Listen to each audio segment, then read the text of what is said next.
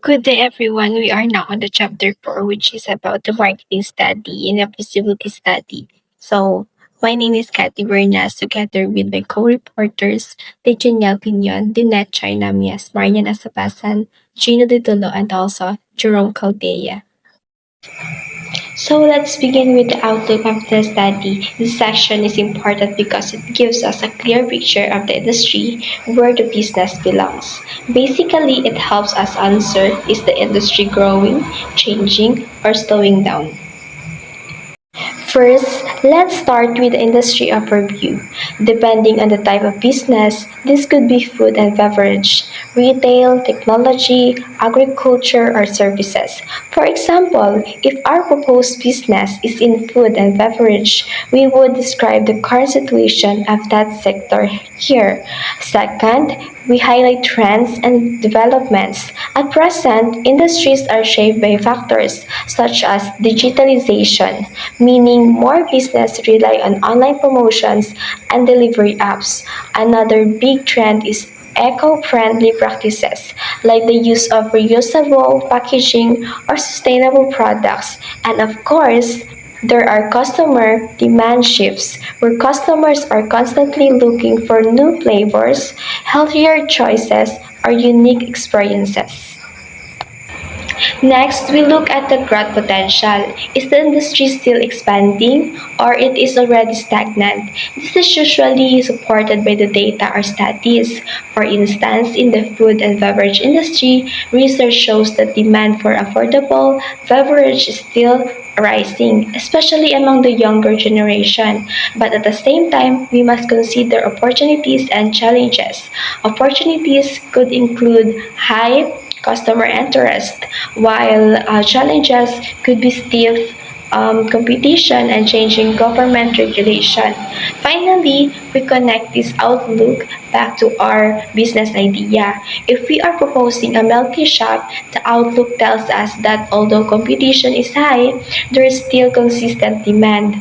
Customers are still looking for new flavors, healthier options, and Instagram worthy to hang out. That means our business idea still fits well into this industry. So, overall, the outlook of the study tells us that the industry is not only active but also full of opportunities, making it a good environment to launch a new business. Now, we have seen the big picture. On this slide, we will focus on the size of industry. This section explains if the market is still open for new players or if it is already saturated.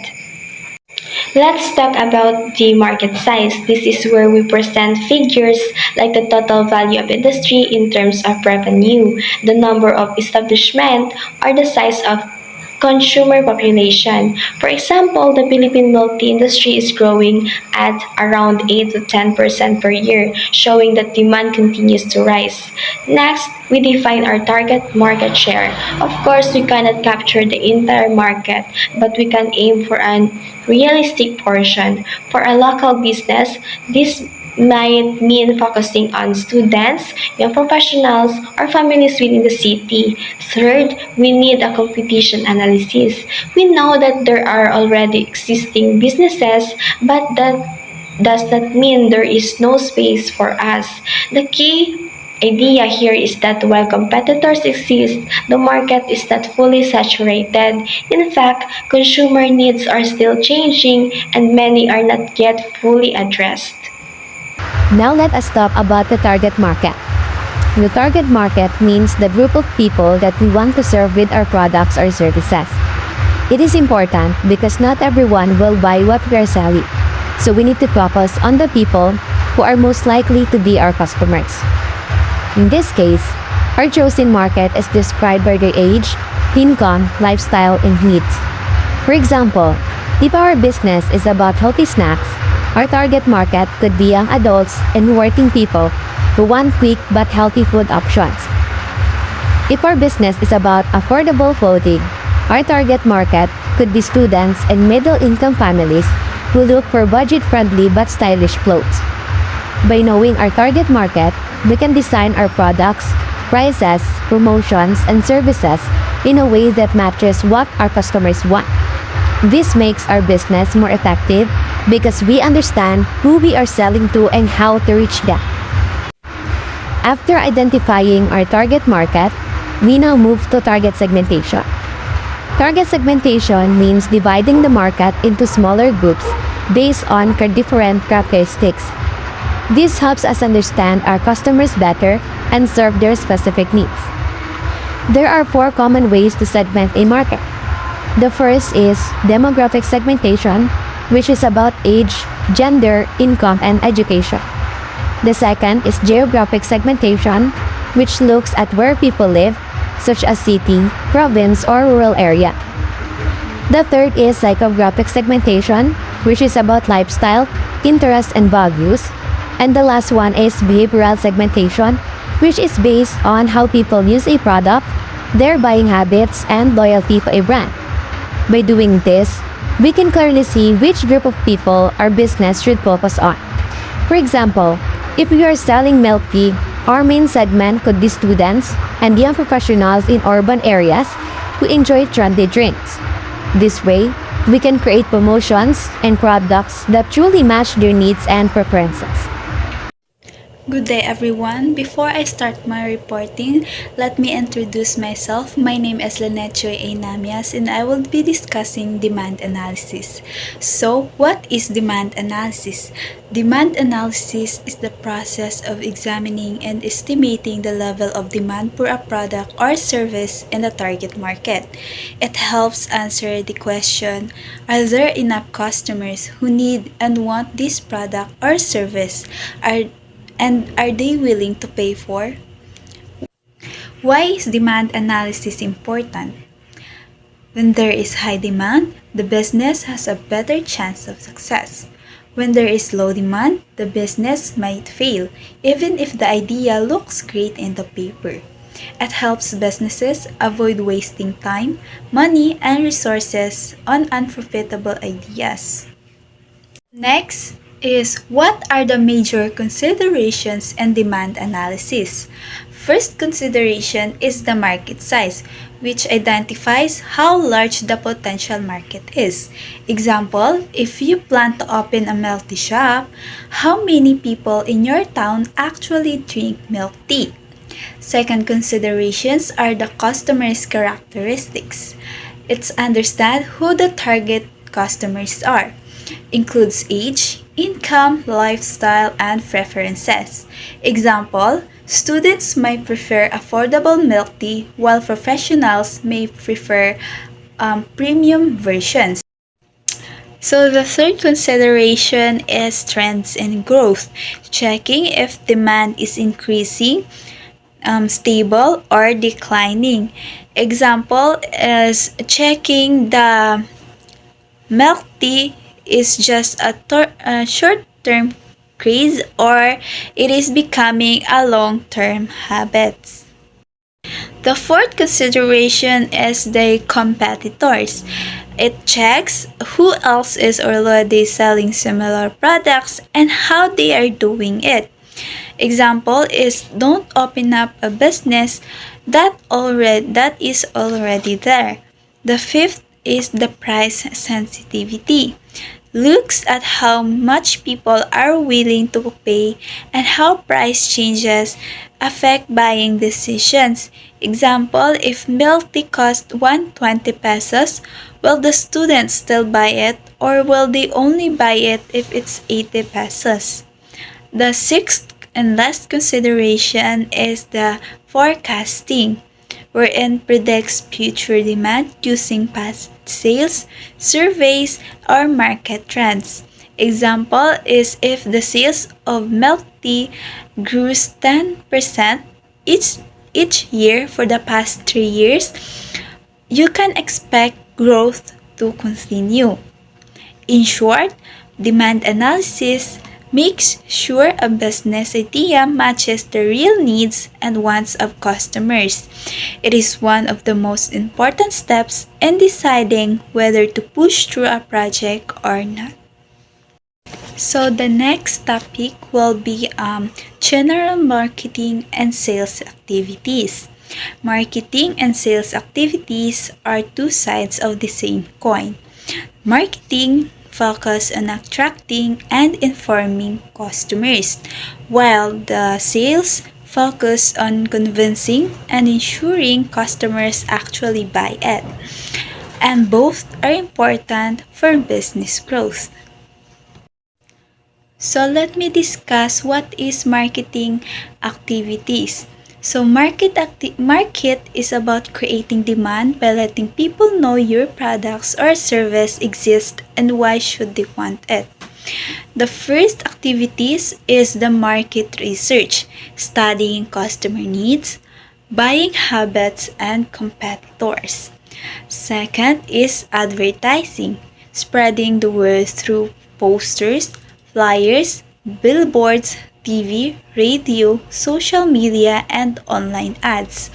The last is promotional campaigns, offering discount previews or loyalty rewards. So now, let's discuss sales activities.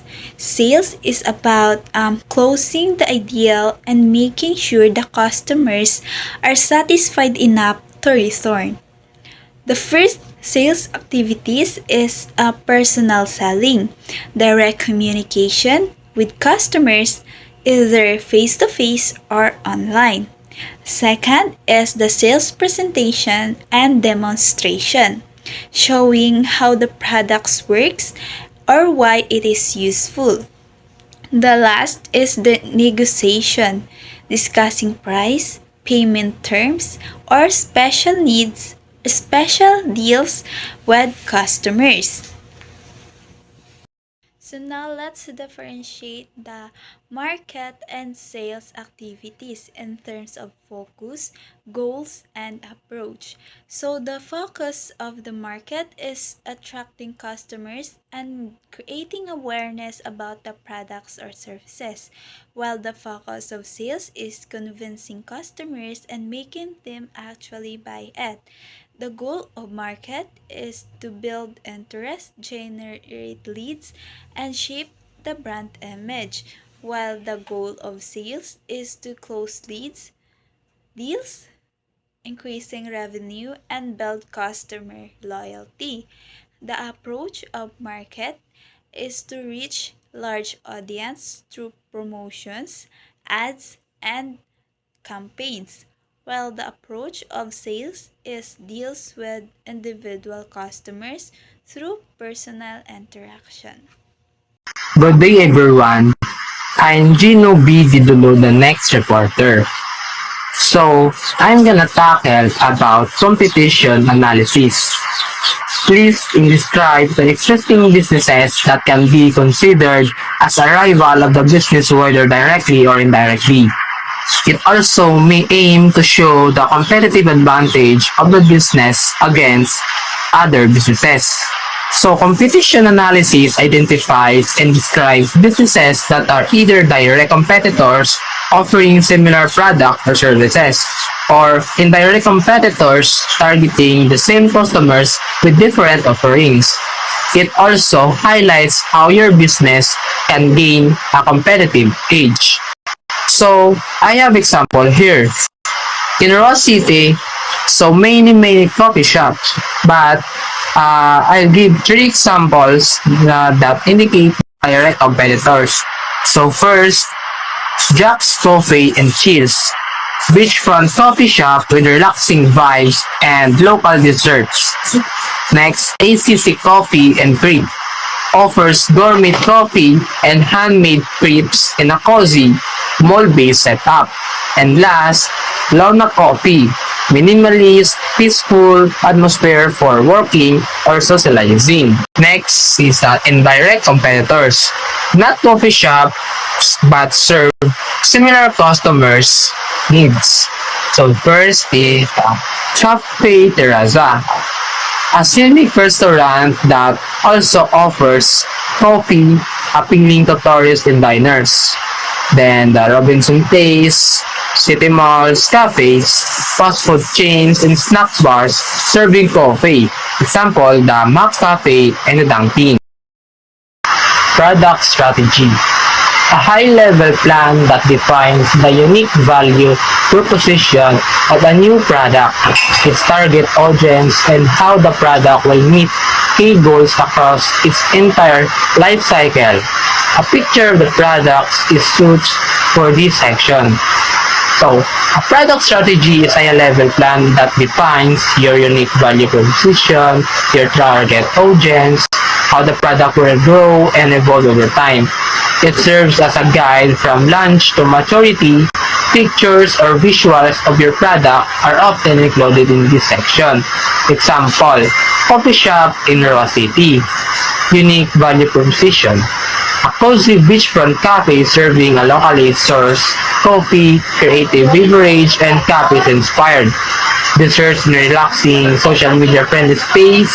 So the target audience, college students and young professionals, digital nomads or remote workers, tourists visiting Bye Beach, locals who enjoy chill weekend coffee date. Good day everyone, I am Legionel Pinion. I'm going to tackle about the topic of a logo. So, logo. This subsection describes the reasoning behind each detail of the brand logo for the business. A picture of the logo may be needed. So, logo. What is logo? So a logo is the symbol or design that shows what your brand is. It what people see and remember when they think of your product. A good logo is simple, meaningful, and easy to recognize. So we have some key points for having a logo. So first is, why does it look that way? So the shape, the image, and the design should also a reason. Next is, what does it represent? So does it stand for something like a leaf for nature or a sun for energy?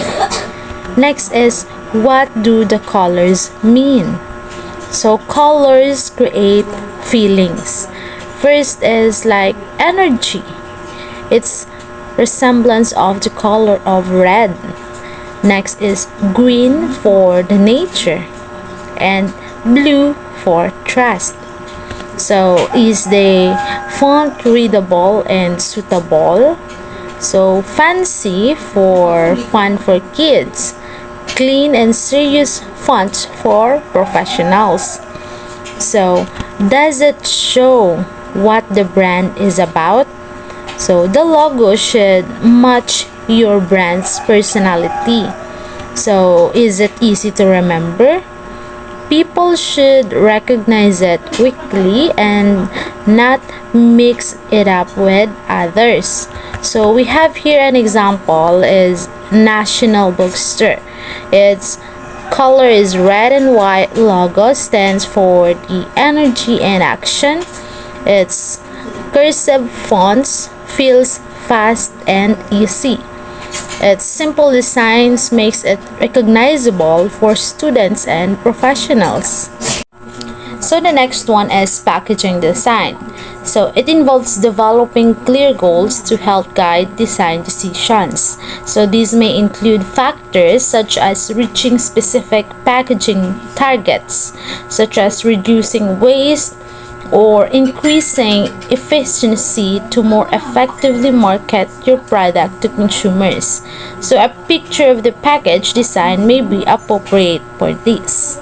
So packaging design. So what is it? A packaging design is how your product is wrapped or presented. It protects the product, shows important information, and help attract buyers. So good packaging makes a product more appealing and easy to use. So we have some key points in having a packaging design. So first is, does it match the brand? So the look and feel should match your product's style. So is it eco-friendly or cost-saving? So using less plastic or recyclable materials when possible. So does it protect the product well? So it should keep the product safe and fresh until it will use. So next is it nice to look at and informative? So good designs plus clear labels like ingredients or expiry date is much good. And is it easy to use? So it is easy to open, carry, or store is a big plus for customers. So next is, does it help the brand's product sell?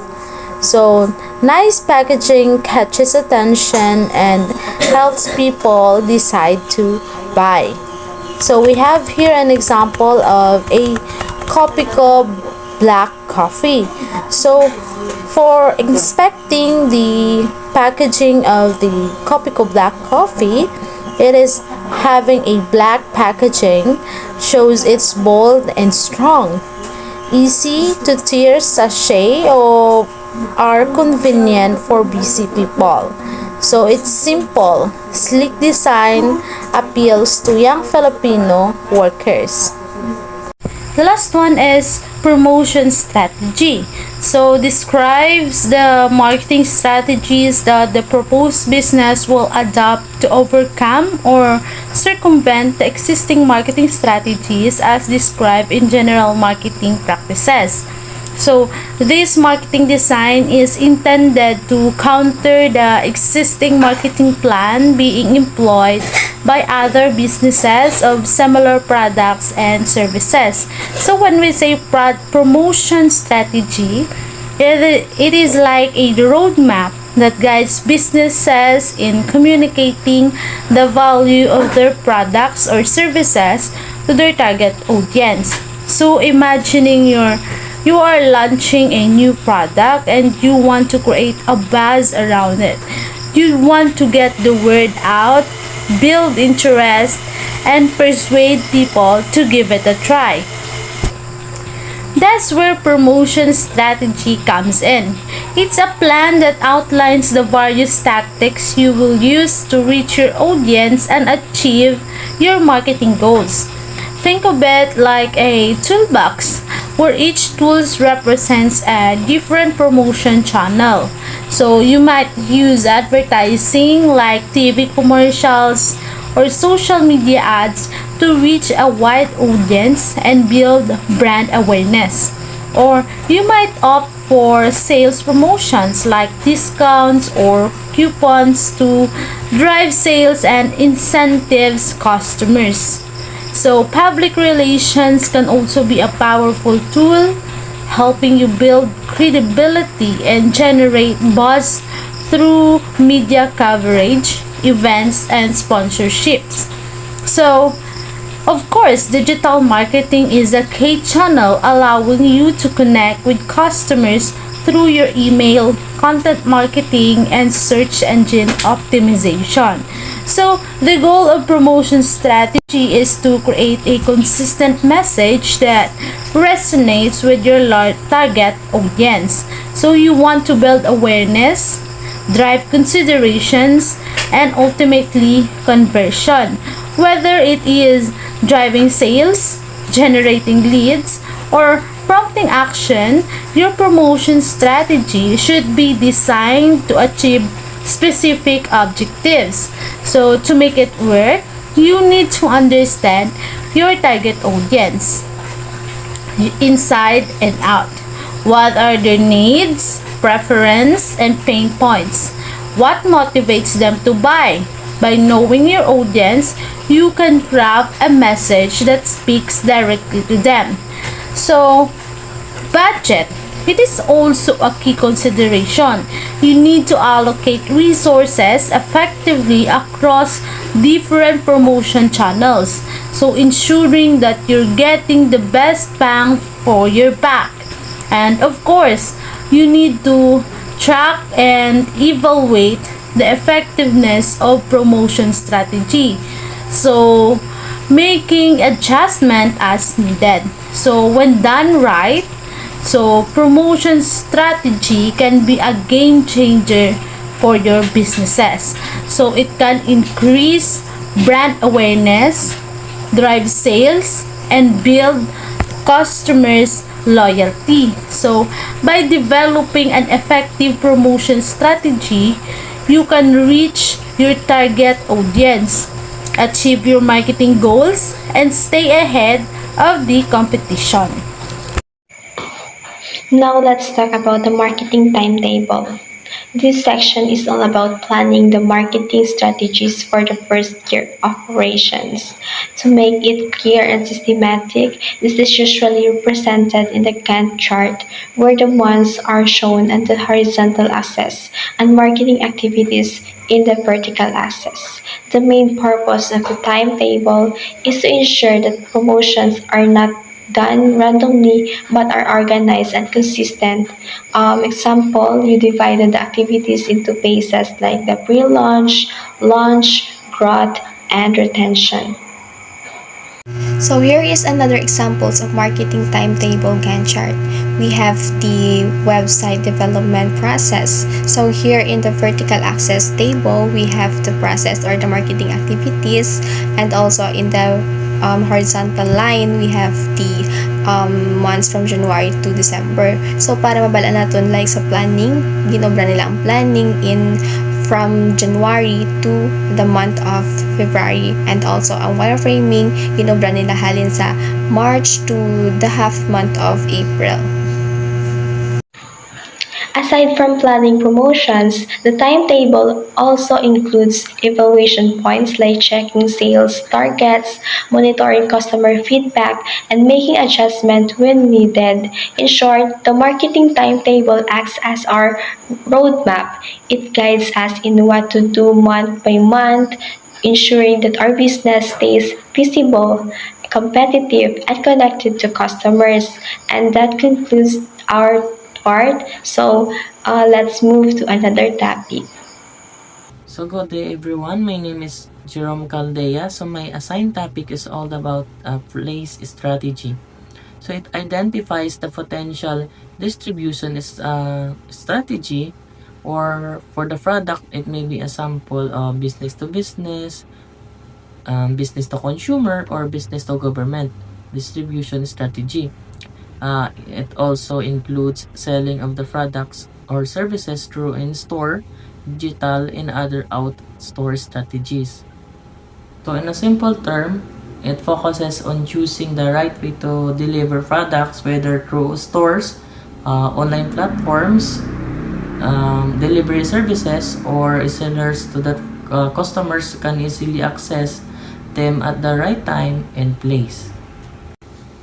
So next is pricing strategy.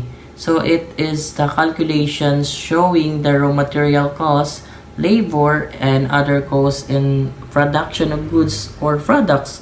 It is the integration of all raw material costs, labor costs, and cost of utilities, and breaking down of the selling price using the formula selling price is equals to unit cost plus markup. In short, pricing strategy is the way a business decides how much to sell a product for. So for example, sa isa ka 12 ounce nga Coke sa isa ka case. So ang isa ka case may ara sang 24 ka bilog. So magkuha kami sa tracking sang isa ka Coke sa kumbaga ang unit cost niya is 274, then ang amon selling price is 290. So may ara kami nga markup nga 16 pesos. So ang amon nga markup is not fixed because gina-consider namon ang amon mga competitors, like for example wala kami naga-same sa ila sang price. So ang amon price mas lower sa ila sang 2 pesos or either 1 pesos, kay ang consumer or ang customer nagapangita ginayakon sa din ang mas barato kung diin silang makasave. So dira gina sila makadto sa imo kung barato imo product, balik-balikon kagid nila. The next is the system enforced design. So it describes the system of marketing of different products, brand awareness, promotion, customer relations, and retentions with their corresponding forms and documents such as posters and flyers and vouchers. For example, you own a coffee shop business. So you can create visibility through posters to boost sales with discounts and connect with customers on Facebook and rewards repeat or customer loyalty cards, ensuring both growth and long-term sustainability. And also one is the most important for sa mga student, like convenient place and free Wi-Fi. Alright, that's all everyone. Thank you for listening and watching. We hope that you absorb some knowledge and learnings about marketing study for our upcoming feasibility study.